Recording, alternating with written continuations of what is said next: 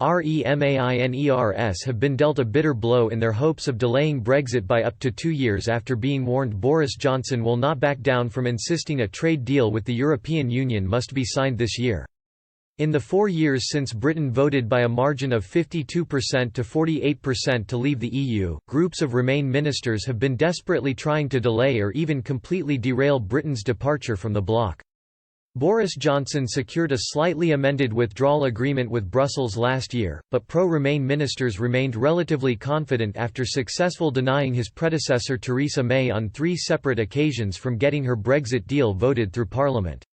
However, the Conservative Party crushed the opposition in December's general election, securing a huge 80-seat majority to enable the Prime Minister to push his deal through Westminster and deliver on his promise to get Brexit done on January 31.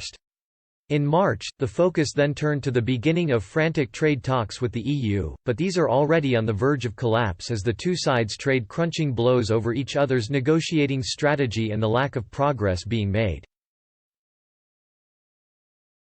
Tensions have been heightened further with Mr Johnson and his chief Brexit negotiator David Frost insisting a trade deal must be signed before the end of the transition period on December 31, 2020, a deadline they are refusing to extend. Last month, the EU's chief Brexit negotiator Michel Barnier wrote to the Westminster leaders of opposition parties including the SNP's Ian Blackford to say Brussels is open to the idea of delaying the transition period for a further 2 years.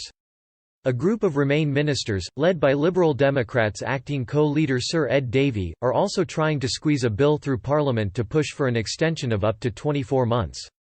Alistair Jones, Associate Professor in Politics and a University Teacher Fellow at De Montfort University, used a phrase made famous by former Prime Minister Margaret Thatcher to emphasise the impossible task Remainers are faced with.